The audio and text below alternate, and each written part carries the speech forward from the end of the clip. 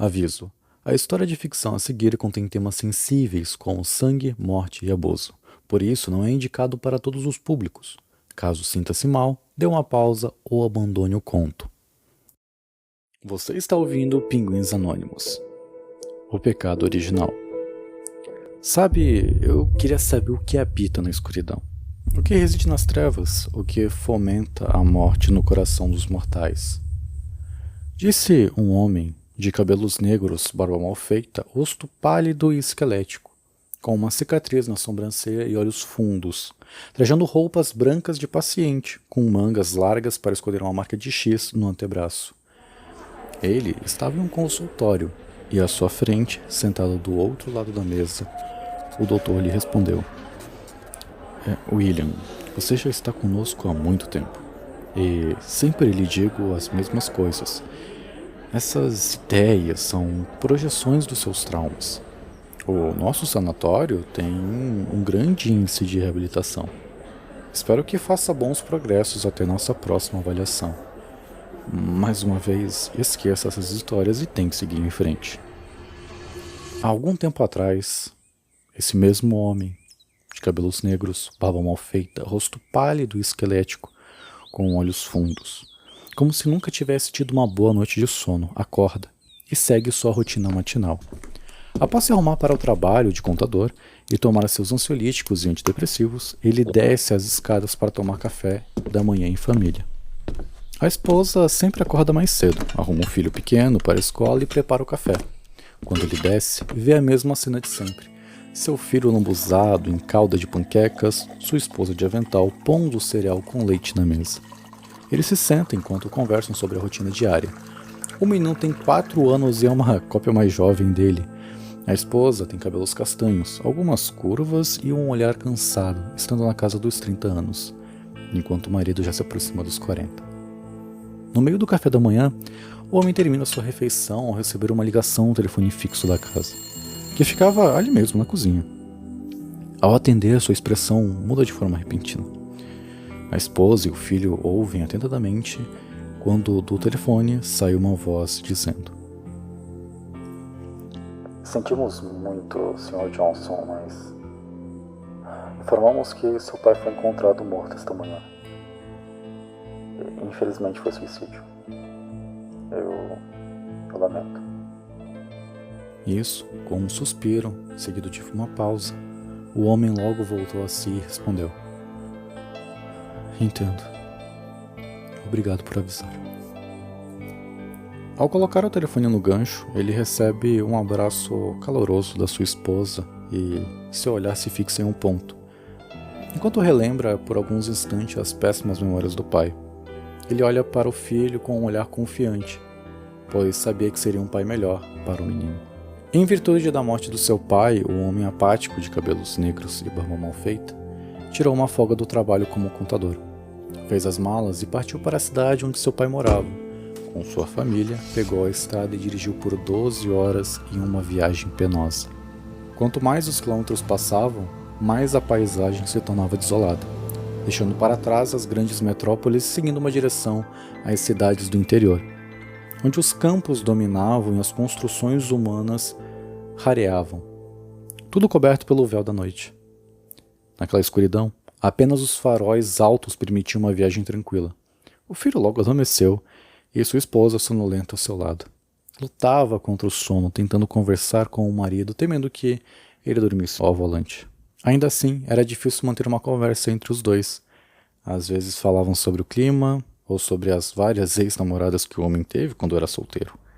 No entanto, quando a esposa reuniu coragem, ela disse: Você sempre odiou seu pai. Nunca fala nele e quando fala é com desprezo. Não achei que a morte dele significasse algo para você. O que ele realmente significava para você? Com os olhos fixos na estrada e as mãos no volante, o homem respondeu: Não há muito o que dizer. Ele nos abandonou, a mim e a mamãe. Até meus 8 anos ele foi um bom pai. Mas depois da morte do meu avô, ele simplesmente surtou. Nos expulsou de casa, ainda me lembro das suas palavras. Ele dizia: Prepare-se, e continue. Desde sempre. Desde minha memória mais longínqua foi a última coisa que ele me disse na última vez que nos falamos. A mulher, com o rosto voltado para a janela, observava a umidade no vidro contrastar com a paisagem tomada pela escuridão e respondeu: Você ainda não respondeu minha pergunta. O que ele significa para você? O homem de cabelos escuros e barba mal feita apenas bufou. Sua boca disse nada, mas seu coração sussurrou não sei. O sentimento de confusão o perseguia onde quer que fosse. Durante toda a vida lutou contra o passado e temeu o futuro. Estudou, trabalhou, casou-se e teve uma família, mas nunca conseguiu apagar a memória do menino que viu o pai enlouquecer tantos anos atrás. Era madrugada quando chegaram à cidadezinha do interior. De população pequena, havia uma farmácia, um mercado, um telegrafista e 3 ou 4 policiais que andavam de Fusca, com revólveres calibre 38 na cintura. Os meninos trabalhavam como engraxates ou jornaleiros, gritando nas ruas enquanto os leitores faziam suas entregas de porta em porta. Era uma cidade tradicional e bem simples. Contudo, ali habitavam os maiores pesadelos daquele homem. E estar ali era revivê-los. A passagem pela cidade foi apenas para o vazio funeral, onde estava apenas o pai morto, ele, sua esposa e seu filho. Nem o padre apareceu para velar o finado. E se o filho não tivesse vindo, seu pai seria certamente enterrado como indigente. A cidade era muito melancólica. Flores baratas, compradas na florista da cidade, mais murchas e sem vida do que o homem deitado no caixão. Cadeiras duras e mofadas. Uma capela de madeira caindo aos pedaços. E o pior de tudo, um silêncio desconcertante, que chegava a ser ensurdecedor. Nenhuma palavra pairava no ar, e nada mais reinava ali, além daquele maldito e mórbido silêncio. Antes que qualquer tristeza pudesse surgir, o homem encerrou o cortejo, velou e enterrou o corpo em menos de 1 hora. O final do rito foi o som da pá do coveiro rasgando o solo e soltando os torrões de terra que cobriam um negro caixão onde seu desgosto de pai repousava. Ao sair do cemitério, a família dirigiu-se ao velho casarão do falecido, uma enorme casa de 2 andares, toda cinza desbotada, feita de madeira e com telhas de barro. A casa carregava, em seu exterior, as cicatrizes trazidas pelo tempo. Para quem olhasse de fora, era apenas um casebre mal cuidado, nada mais do que isso. Mas o homem, de cabelos negros e barba mal feita, via ali a ruína de sua família. Sua espinha se arrepiava, o estômago se revirava e o vento trazia um pavor inexplicável. Dentro da casa, a família se instalou. Por questões de logística, decidiram ficar ali por algumas semanas, para tratar dos assuntos póstumos, como a herança, apesar da relutância do homem. Em poucas horas a casa tornou-se menos hostil, e o homem tomou coragem para entrar no escritório de seu pai. Lá, viu uma mesa de mogno, móveis velhos e um quadro assustador. Uma pintura a óleo de um homem com expressão de pânico, as mãos no rosto e um olhar horripilante. Ele sempre achou que a tela se assemelhava ao Grito, de Edvard Munch. Embora fosse mais assustadora e melancólica, o homem apenas abriu a porta e fechou, sabendo que não suportaria ficar ali por muito tempo. Logo que eles fizeram as malas, a noite caiu, trazendo consigo um manto da escuridão. A casa ficava a mais de 20 quilômetros da cidade, localizada em uma área arborizada. Da janela do 2º andar, só era possível ver onde terminavam as lamparinas e começava a floresta. Nem na casa, nem na cidade havia eletricidade. O filho tinha um Walkman, um brinquedo recém-lançado que tocava fitas. Sabendo que o aparelho não duraria muito, o homem deu ao filho um gravador para que ele se distraísse, quando o Walkman parasse de funcionar.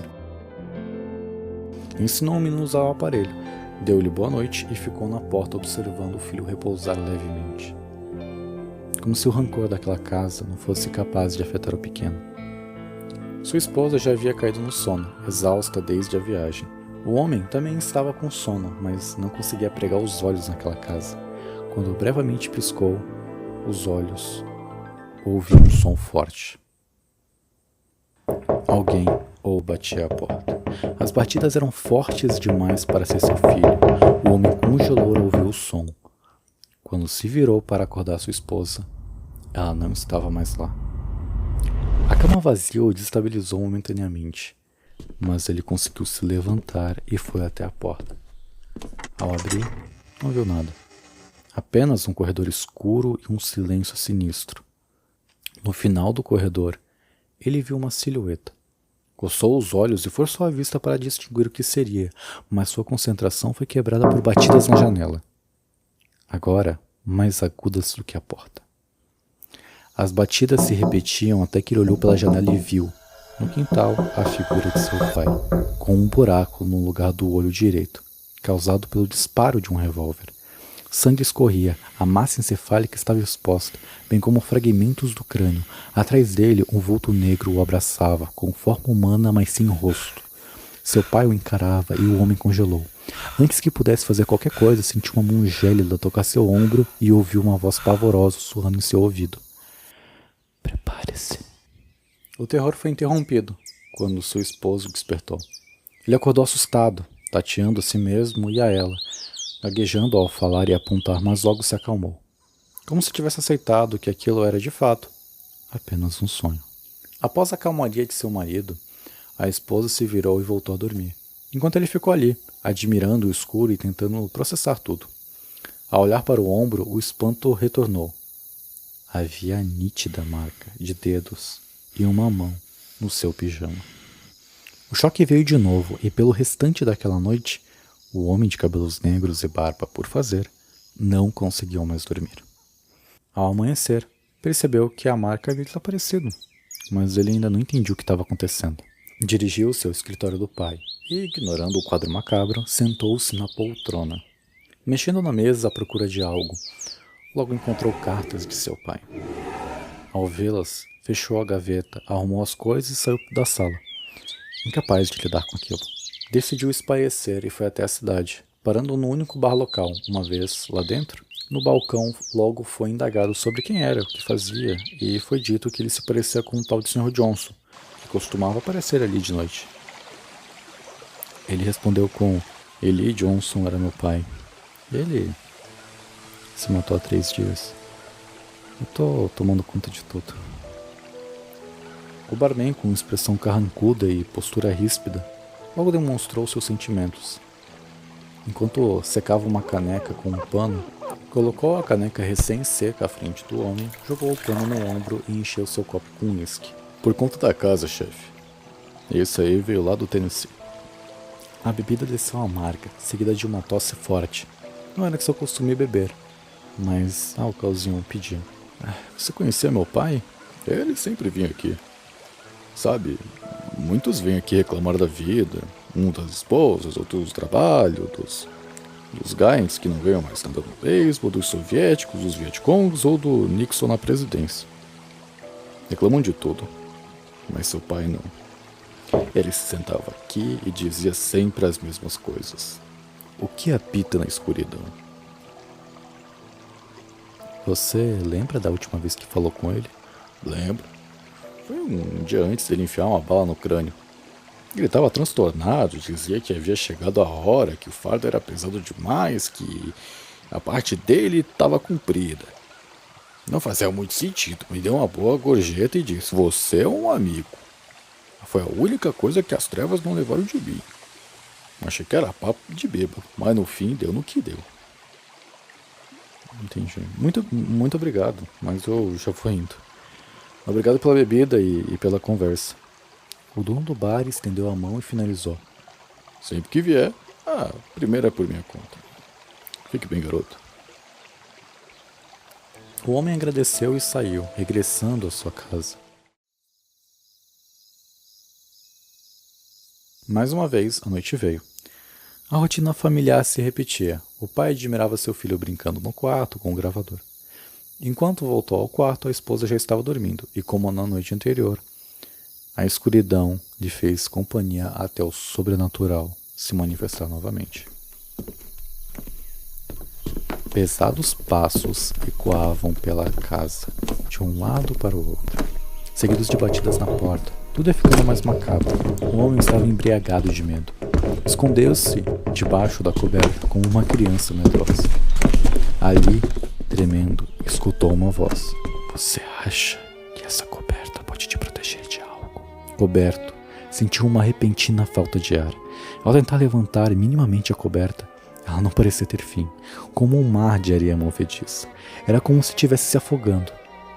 Debatia-se, puxava a coberta, mas ela parecia infinita. A angústia o dominava e o tecido começou a se contrair, restringindo seus movimentos. Por fim, a própria coberta o estrangulava, privando-o de oxigênio e quebrando sua traqueia, executando-o como uma forca. O despertar do pesadelo veio dessa vez por seu filho, que pulou em seu colo pela manhã, segurando seu amado gravador. Deixe seu pai dormir, menino, murmurou a mãe, pegando o menino no colo e saindo com ele. O que é tudo isso? Indagou o homem, ainda abalado. Nesse instante, ele começou a tossir como se tivesse engasgado. As veias do pescoço saltaram e o desconforto aumentou.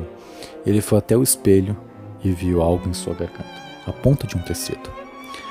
Ao fazer força e puxá-lo, sentia aquilo arrancar seu esôfago, até finalmente sair. Ao abrir seus olhos, ele segurava o pedaço da coberta, marrom, de quase 20 centímetros, jogou imediatamente no chão. O tecido, como se tivesse vida, se moveu como uma aranha e pulou para debaixo da cama. O homem gritou, trancou a porta e começou a chorar sentado no chão, abraçando os joelhos. Passou as próximas 8 horas batendo a cabeça repetidamente na parede. Qualquer intervenção da esposa foi ignorada, quando finalmente exausto, levantou-se e caminhou até o escritório. A esposa tentava falar algo, mas ele não ouvia. Fechou-se no escritório e finalmente teve coragem para ler aquelas malditas cartas. Meu filho, o pesado fardo da família deve estar começando a quebrar sua alma. Sei o que sente. Outrora já foi a minha vez de estar na sua posição. E acredite em mim, sua penitência está apenas começando. O homem parou e começou a chorar novamente. Era notória a propriedade na escrita e como as peças do quebra-cabeça de sua vida agora se encaixavam, formando o desenho do mais profundo terror. Reunindo forças, continuou a leitura. Sempre amei você, e dei-lhe o maior presente que pude. 40 anos de uma vida relativamente normal. Algo que eu nunca pude desfrutar. A emoção era demais para aquele homem. Naquele momento, feridas há muito tempo abertas estavam ficando mais expostas. Ler as cartas era como derramar salmoura em seus traumas e, de forma abrupta, tentar fazer as pazes com seu obscuro passado. Novamente, o homem continuou a ler aquela carta, um ato que se tornava cada vez mais difícil. Os homens da nossa família são imbuídos de uma missão. Queria eu poder dizer que é uma nobre missão, mas não é. É apenas dor e sofrimento. Somos guardiões do oculto, daquilo que habita nas trevas, o elo fundamental entre o bem e o mal, a falange que protege o mundo dos homens. Falando assim, até parece que há algo de bom nisso, que você terá poderes ou algum dom maravilhoso, mas não. Nosso único poder é sofrer, o eterno ato da penitência. Como você já deve ter notado, o sobrenatural se manifesta de diversas formas aqui. Tanto em sua mente quanto no plano físico, esta casa contém uma ruptura entre as trevas e o mundo humano. E os homens da nossa família suportam as moléstias diabólicas do mal para que o restante das pessoas possam viver uma vida normal. É um ato diabólico de altruísmo que assola nossa família há gerações. O homem parou por um instante. Guardou a carta, não conseguia conceber tudo o que havia lido. Ao mirar a janela, notou que uma torrencial chuva havia começado. Após guardar as cartas e arrumar a mesa, caminhou em direção à porta, quando um clarão causado por um raio trouxe uma luz branca que ofuscou sua vista e, por um instante, ele pôde notar a silhueta de um homem à sua frente. Quando a luz se foi, a silhueta já não estava mais ali. O sentimento de confusão aumentou, mas quando olhou para o repelante quadro que constantemente lhe causava calafrios, viu uma imagem diferente. No quadro estava sua imagem, um homem de cabelos negros e barba mal feita, mas com uma diferença medonha. Ele possuía o mesmo buraco no rosto, similar ao deixado pelo tiro que desfigurara seu pai. Ainda assim, a figura no quadro sorria, como se estivesse aliviada, como se finalmente a loucura tivesse vencido e ele tivesse dado a si mesmo o mesmo destino que seu pai, uma doce e reconfortante bala na cabeça. Já esgotado, o homem apenas assimilou o que viu e entrou em um estado automático, tentando agir como se nada tivesse acontecido, como se ignorar o problema fosse sua solução. Assim ele fez. Tomou banho, jantou e admirou o filho deitado na cama, brincando com o gravador.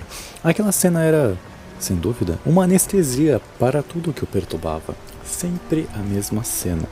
O menino deitado em sua cama, apertando todos os botões, totalmente distraído do resto do mundo. E o pai, na porta, o admirando de longe como se a pureza daquela criança fosse seu remédio para todas as dores do mundo.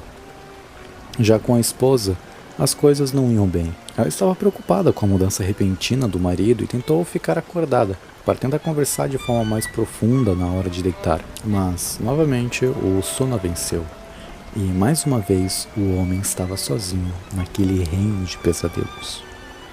O medo tem muitas faces e, durante várias noites seguidas, o homem vivenciou as mais diversas formas de pesadelo, que só pioravam com o passar do tempo. Pegava fogo de forma espontânea, tinha os olhos e dentes transformados em vermes que devoravam a sua carne, ou ainda vislumbrava monstros que habitavam o escuro, com formas perturbadoras. Toda essa tortura durou até a lua cheia.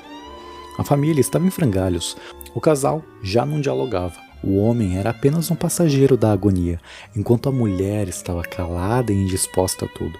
Apenas a criança era poupada de tudo isso. Quando a lua cheia chegou, o homem estava no escritório, onde juntava coragem para ler as cartas novamente. Algo que não fazia desde o dia em que vira a si mesmo no quadro macabro da família. Enquanto se preparava, ouviu algumas batidas na porta. Não eram pesadas como de costume. Eram suaves, como se fosse realmente uma visita. O ranger da madeira foi música para aquele encontro e, ao ver quem estava ali, o homem chorou de tristeza e espanto. Quem batia a porta era seu pai, nos mesmos moldes das últimas visões, o ferimento no rosto e a pele frígida.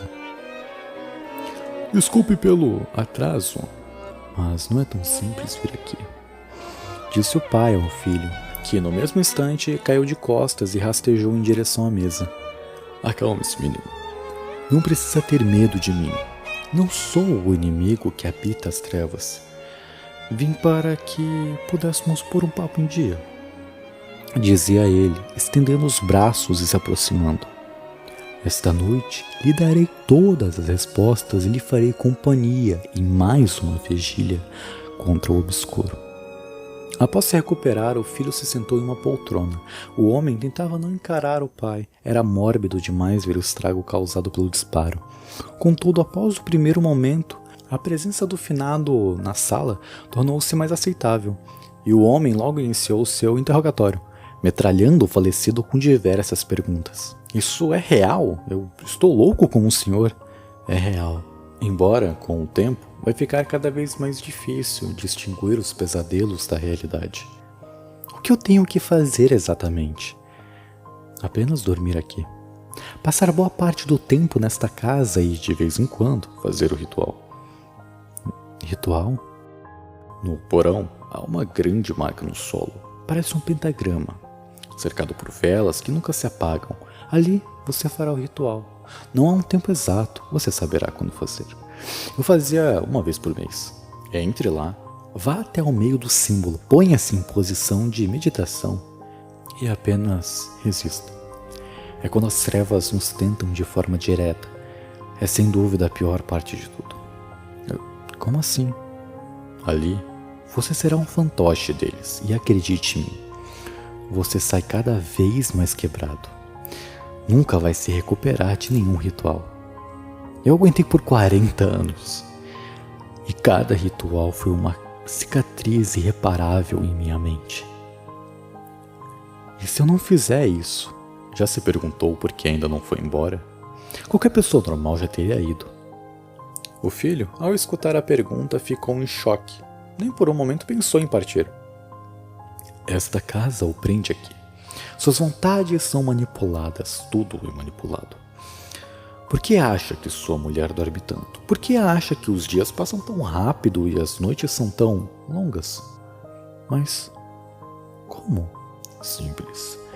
As coisas convergem para isso, garoto.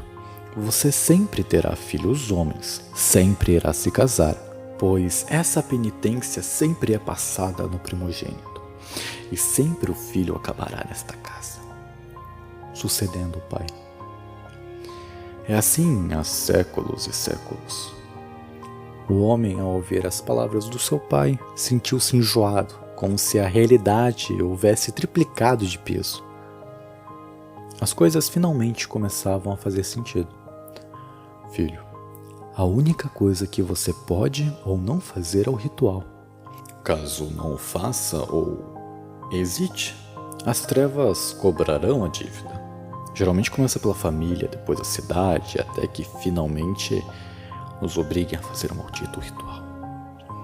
Mas, afinal, o que são as trevas? O morto sorriu e balançou a cabeça ao se lembrar de quando tivera a mesma conversa com seu pai e de que um dia já esteve no lugar do seu filho. As trevas são a origem de tudo o que há de ruim. Algo muito antigo, mais antigo que a vinda dos homens brancos à América. Mais antigo que os impérios antigos, que as pirâmides, mais antigo que as próprias areias do tempo. Seres tão bestiais e perversos que suas formas são amorfas para nós, pois nossa mente é incapaz de compreendê-los. Mas são seres medonhos, que despertam a mais pura essência do medo. Um medo tão primitivo e intrínseco no ser humano que nosso pavor é o deleite deles. Se são tão poderosos, por que nos matam e se libertam? Eles não querem. O que ocorre aqui é um joguinho para eles. E gostam de nos ver ruir dia após dia, de consumir nossa sanidade. E por fim, ver o destino irremediável de todos os homens da nossa família. O suicídio. Quer dizer que eu vou... Sim, você vai. Todos sempre acabam assim. Uns usam a forca, outros um tiro, cortam os pulsos. Eu preferi o tiro, no olho, para não correr o risco de errar. Disse o finado, dando um sorriso sarcástico. Inclusive, deixei outra arma para você. Provavelmente vai precisar. Ao puxar a gaveta, o homem viu um revólver de cabo de madeira e cano curto, feito de um metal fosco. Só não entendi uma coisa, meu pai. O que o senhor quis dizer quando escreveu na carta sobre o presente que me deu? Ah, sim.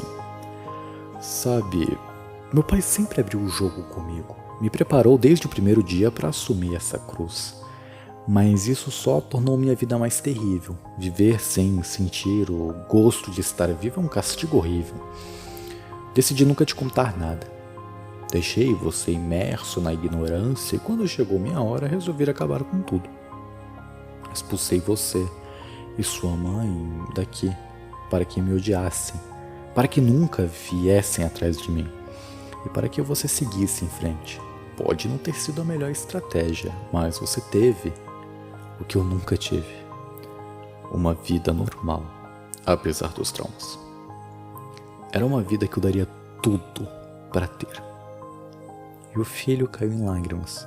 Finalmente compreendeu tudo e relembrou as vezes que odiou o pai e o rancor que guardou nos últimos 30 anos. Agora é a sua vez. Seu filho passará por isso. Pode ser honesto ou fazer o que eu fiz. Não posso julgar em nenhuma escolha. Homens como nós não julgam o outro, pois sabemos como a vida é. O homem ficou pensativo. Finalmente percebeu que sua sina também recairia sobre seu filho. Ao pensar no menino em sua pureza infantil e ao imaginar tudo o que ele vivenciaria, ficou paralisado. Era a pior sensação para um pai. Respirando fundo, ele disse ao pai: Eu tenho uma pergunta. Por que só veio agora? O tecido dessa realidade, nesta casa, é naturalmente mais fino. E na lua cheia ele fica ainda mais. é quando nós podemos falar com os mortos. Era aqui que meus momentos de dor e angústia eram medicados. Sentava aqui com o meu pai e conversávamos a noite inteira. Era um raio de sol em meio à tempestade, um único momento sem sofrimento que a lua cheia nos dá. Assim, a noite foi tranquila, pela primeira vez desde que o homem chegou à casa. Logo, porém, passou, e seu pai se despediu com um sorriso. Não esqueça do ritual, e lembre-se das minhas palavras. Prepare-se e continue. A sensação foi como um soco nas costelas. A frase que seu pai sempre dizia agora fazia sentido, mas seu significado era ainda mais mórbido do que pensava. Ele desejou profundamente poder voltar à ignorância e continuar sem compreender, pois a vida era mais feliz antes de tudo isso acontecer. A figura do falecido pai sumiu com o primeiro raio de sol da manhã. Agora, depois de muito tempo, o homem estava mais confiante, apesar de conhecer a amarga sentença. Ao encontrar sua família para o café, ele os observou e percebeu que teria uma escolha a fazer. Ficaria com eles ou os mandaria embora? O egoísmo falou mais alto, e naquele momento o homem optou por apenas resistir. Não contou nada e nem os mandou embora. Ele era incapaz de fazer aquilo naquele momento. Mas as trevas não perdoariam. Nos dias seguintes, elas o martirizavam cada vez mais, até chegar a hora do temido ritual. Desceu ao porão e viu a cena que o finado pai havia relatado. Um círculo no chão, cheio de runas, parecido com um pentagrama, cercado de velas que nunca se apagavam. Só Deus sabia quanto tempo estavam ali. Ao pisar descalço no círculo, era como andar em cacos de vidro. Apesar do solo ser de terra batida e não conter nada cortante, a sensação era indescritível. Ele entrou no círculo e sentou-se no centro, em posição de meditação. Tudo começou com uma leve brisa, até que a calmaria foi interrompida pela imagem de sua mulher engatinhando sem cabeça. Não é real, pensava ele repetidamente, quase como um mantra, mas não seria forte o suficiente para lidar com os eventos que as trevas poderiam causar. A esposa decapitada engatinhava de um lado para o outro até encontrar sua cabeça, completamente esfolada. Não havia pele, apenas tendões, músculos e ossos expostos. Ela colocou a cabeça no pescoço, mas de forma contrária, com o rosto voltado para as costas, e foi se aproximando do homem que estava estarrecido. A mulher o beijou, mas não possuía lábios, apenas restos de pele. A arcada dentária proeminente e a língua invadiram a boca do homem, que sentiu o gosto metálico de sangue podre. Era insuportável. O líquido descia por sua garganta e envenenava suas entranhas. O homem vomitou e tentou se desvencilhar da criatura, mas ela agarrou seus braços e os partiu como se fossem galhos. Imóvel, o homem apenas conseguia berrar de dor. Tentou correr e arrombar a porta do porão, mas as travas, como se rissem dele, cederam, permitindo sua fuga. No entanto, o ritual não estava completo. Fora do porão, o homem percebeu que estava intacto, sem lesões ou ferimentos, mas mentalmente debilitado. Foi ao banheiro, tomou um banho na esperança de relaxar, mas durante a ducha, a água se transformou em sangue, cobrindo-o completamente. Logo, o sangue tornou-se corrosivo, queimando sua pele. Ele se debateu enquanto urrava de dor. Ao olhar no espelho, viu uma frase escrita. Você hesitou. O homem, coberto de sangue com diversas queimaduras na pele, nu e insano, gritou de raiva e socou o espelho com toda a força, partindo em vários pedaços. A porta do banheiro foi aberta pela esposa e atrás dela veio o filho, que viu a cena. O homem nu, o banheiro destruído, o espelho quebrado e o punho do homem todo cortado pelo soco. No rosto da mulher havia medo e desaprovação. No do menino, pavor ao ver o pai naquele estado. Ninguém disse nada. Saíram e o silêncio reinou na casa pelo resto do dia, ignorando o grande elefante branco na sala. A mente do homem começou a culpá-lo.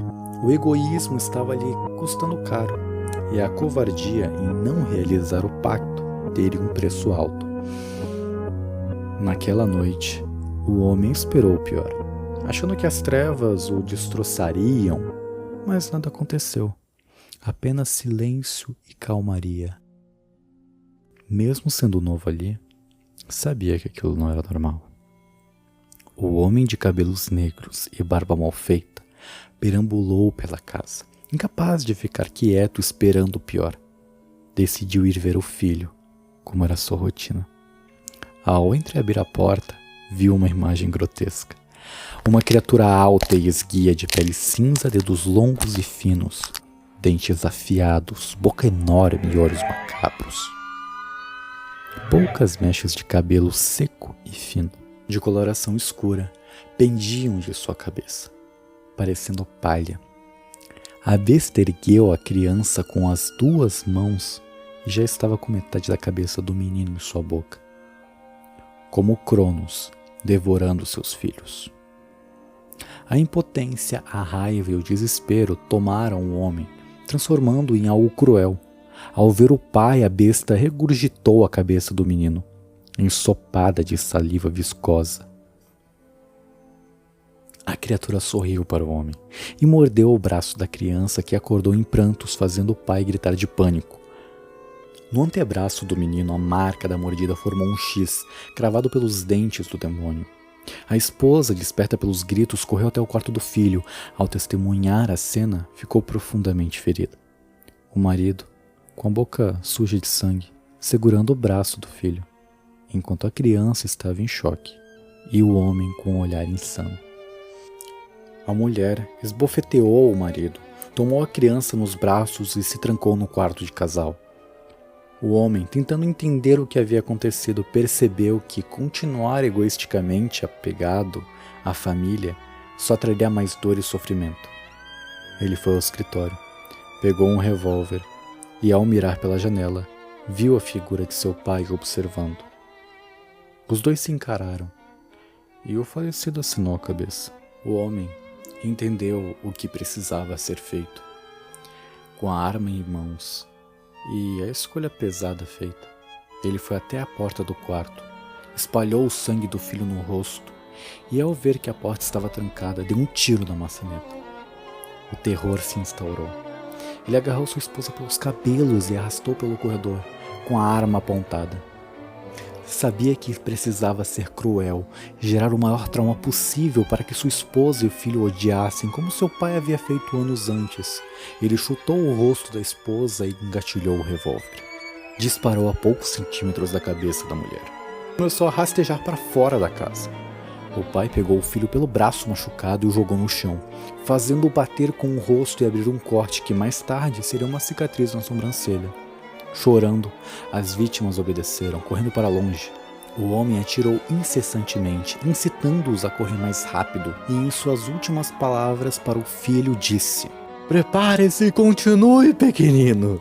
A tua hora vai chegar." Enquanto a silhueta dos dois desaparecia, as lágrimas finalmente correram de seus olhos e ele sussurrou: "Adeus, meu amado William." Com essa cena, o homem fechou a porta. Nas suas costas, o monstro que antes estava no quarto do filho, agora o abraçava de forma mórbida. "Parece que agora é só você e eu." Dias atuais.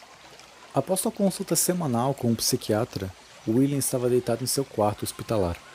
Na parede, várias colagens de obituários antigos, todos sobre suicídios de sua família. Em cima da mesa, havia seu gravador e, como fazia diariamente, ele colocou uma gravação para tocar. As trevas são a origem de tudo que há de ruim. Algo muito antigo, mais antigo que a vinda dos homens brancos à América.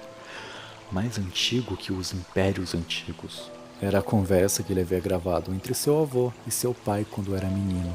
Diferente do pai, William cresceu sabendo de tudo e com uma única missão: quebrar a maldição. Desde jovem investigou o oculto, até que sua mãe, acreditando que ele estava louco como o pai, o mandou para o sanatório da cidade. Apesar do fim trágico, William era feliz por não ter filhos ou esposa. Sabia que quando seu pai finalmente desistisse da vida, ele também se mataria e encerraria aquele ciclo de sofrimento, deixando as trevas para devorar o mundo. Naquele mesmo dia, a notícia da morte do pai chegou. O homem havia dado um tiro no peito, encerrando sua vigília. Agora, a responsabilidade recaía sobre William. O rapaz preparou uma pílula de veneno para si, esperando que a morte fosse indolor e sem aviso. Ele não queria saber o momento exato, apenas sabia que em algum momento daquele dia o veneno faria efeito e a sua vida seria ceifada, e a maldição quebrada. No entanto, inesperadamente, William recebeu um chamado do enfermeiro. William, visita para você. O rapaz ficou confuso, ninguém o visitava, nem a sua própria mãe. Ao chegar na ala de encontros e visitas, viu um homem parecido com ele. Cabelos escuros, barba mal feita, e o formato do rosto muito semelhante ao seu. Ao se sentarem de frente um para o outro, o visitante disse: Prazer, sou Marcos Johnson. Sou seu irmão. Bom, meio-irmão. Nosso pai conheceu minha mãe antes de conhecer a sua, quando ele ainda era solteiro. As palavras do homem começaram a perder sentido para William. Ele se sentiu surdo, vendo apenas a boca do outro mexer, desligado da realidade por um momento. Aquela lá é minha família, minha esposa e meu filho Jacob. Vamos à velha casa hoje para o funeral, dizia Marcos, apontando para fora enquanto William permanecia em silêncio, os olhos arregalados. Eu sei que houve o episódio de loucura dele, mas quero saber quem ele realmente era. Eu queria ser sem pai, não quero que meu filho passe por isso. Quero entender as raízes da nossa família. William surtou. Começou a gritar. As trevas sempre vencem. Não vá pra lá. Não vá. As trevas estão lá. Prepare-se e continue. Prepare-se e continue. Antes que os enfermeiros pudessem intervir, a voz de William finalmente cessou, como se ele tivesse se engasgado. Gotas de sangue começaram a escorrer do seu nariz. Ele sorriu e morreu ali mesmo. Marcos saiu impactado pela cena e se juntou à sua família. No caminho até o carro, sua mente ficou presa nas palavras do seu irmão. Prepare-se e continue. A princípio, ele ignorou e ligou o carro. Sua esposa e filho já estavam a bordo. Para onde vamos, querido? Perguntou a esposa, recatada e sonolenta. E ele respondeu: Vamos para o velho casarão.